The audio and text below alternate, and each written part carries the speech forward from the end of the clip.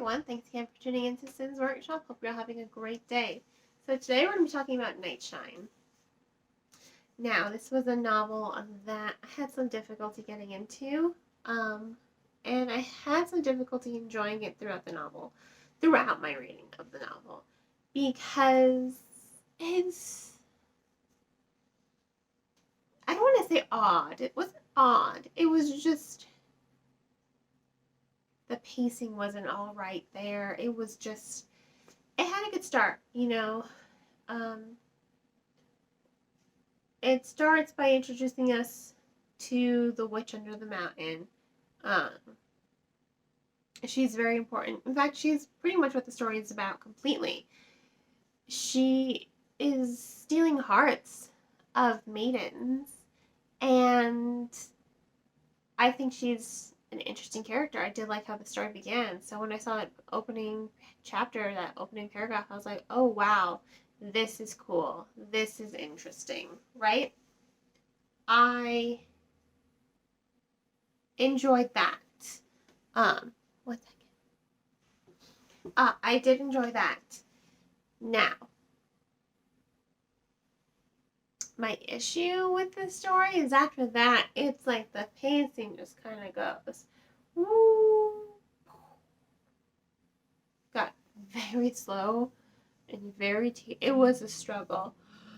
Let me tell you, this was me when I was reading it. It was a struggle to read and enjoy this novel because, God, it was a lot. It was a lot of key bits of information sprinkled throughout the story.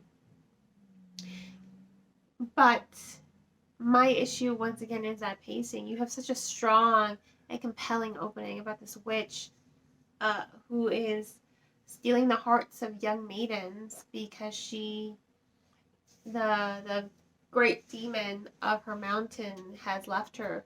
It's gone, and that was her partner. And she needs the hearts of beautiful maidens in order to bring it back.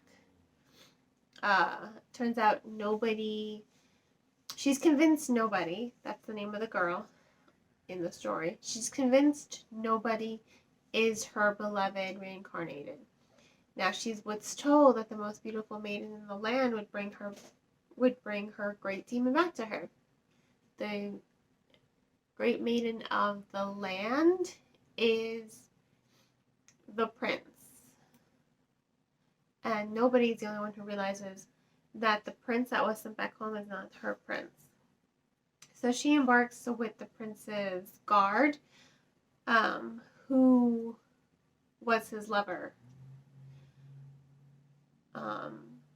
She embarks with him to the Great Mountain to save the prince who was the maiden who is not a maiden. Sorry. From the evil witch. Lost my train of thought there. Sorry about that. I didn't sleep really well. But I think it's interesting. I think it's great to see the LGBTQ community represented. You've got non-binary characters in here. You've got, I'm not really sure if the prince is transgender or pansexual or both. You really don't know, and I think that's really good, because I think it's good for us not to know, because that enables a reader to connect to the character even more so, I think, in my opinion. Now, the witch under the mountain is in love with nobody. She's convinced, you are my demon reborn. My demon tried so hard to get a human form. You're it. It's you. It's you. She's convinced it's her. She is not letting up. She's like, no, you're going to stay here. You guys are going to stay here until you remember who you were. That's when the story got really, really boring for me. just very repetitive. It was just, oh God. I was ready to fall asleep. I really was, just like I am right now. You're all probably thinking, well, Cynthia, why don't you just record this another day? I can't. I have no time. I'm gonna quit my job in 6 months, though. Then I'll have plenty of time and more energy. Because I just worked the last 7 days straight. Tiring. But anyway, enough about me. Let's get back to this review and why I have to record it today. I think the LGBTQ representation was top notch in this novel. I really do. I liked the character voices for the most part. There were times, once again, especially some of that dialogue, it was very monotonous and very repetitive. Let me tell you, I was just like, oh my God, can we get on with the story? That was me when I was reading it. There's lots of really cool fantastical elements in the story. Don't get me wrong. I loved demons. I love how nobody is. She doesn't meet people's expectations. She surpasses their expectations. She's quite brilliant, you know? I like how clever she is. And I really think it's cool when she finds her identity and reconnects with her identity. Because she always felt like she didn't have an identity, which is why she gave herself the name Nobody. So, I think it's interesting. First and foremost, I really do think it is an interesting story. I did enjoy it. I did think it was compelling. I just got so bored reading it. I'm sorry. I really did. It was not engaging for me throughout the story. I was just... I was... Reading it made me feel like I am right now. Like, I was bored and tired. And I just couldn't connect to the story. And I really regret that. Because by the ending... I did love that ending. I thought the ending was very heartwarming. I thought it was beautifully written. That ending. Okay, so let me say this. The beginning, amazingly written. The ending, beautifully written. There's this little chunk right smack dab in the middle. Action-packed, paced really well, lots of character development. And then there's like these two segments that separate. It's like a roller coaster, this story. Interesting, dull, interesting, dull, interesting. You know? You just have to get through those dull moments to really enjoy the story. But it was a struggle. For me, personally, it was a struggle to get through those dull moments. I wasn't feeling it. I was not feeling it at all whatsoever. It was just... I would just live for those really fast-paced moments. I liked those fast-paced moments. But, you know, not every story is perfect. Not every story is going to connect with every reader. I just can't.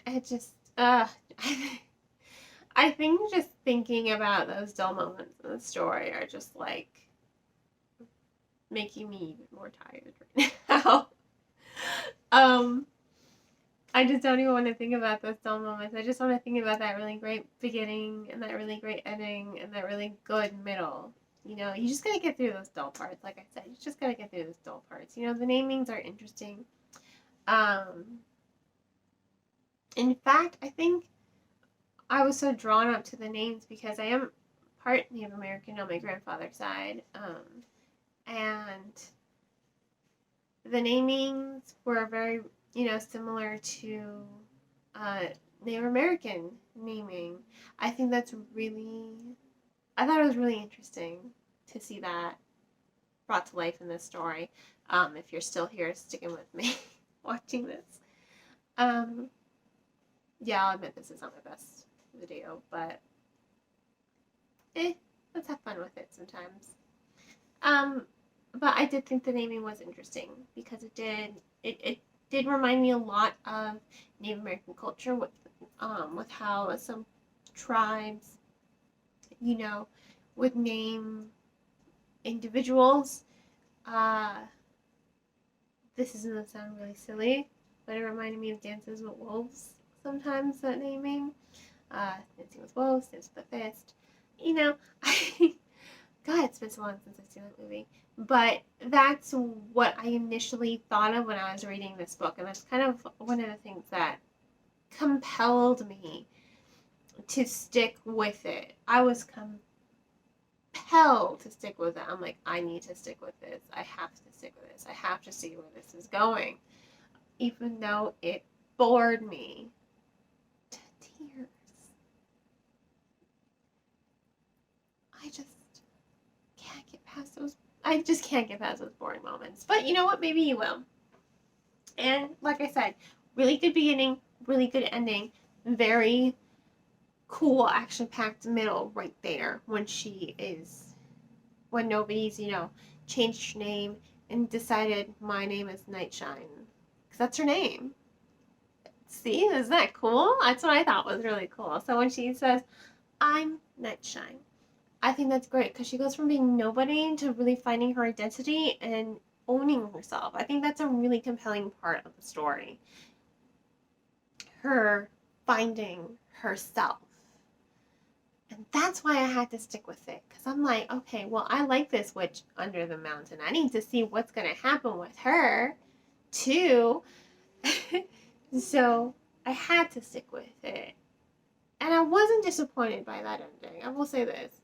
I just wish the pacing had been more steady instead of just like, really interesting, really dull. Interesting, dull. Interesting. I wish it had just been all interesting. I really do feel like those dull moments need to be condensed way more. It needed way more faster pacing. It just felt a little bit more telly rather than showing. And it was a little repetitive as well, some of those scenes. They were slightly repetitive. They didn't always add to the story, rather they took me out of the story. I can't tell you.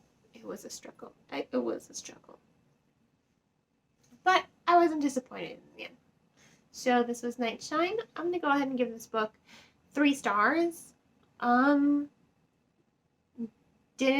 I loved bits of it, but I didn't hate it, I didn't love it, but I didn't hate it. And there were parts of it that I really did love, that I really do think were well written, and paced really well.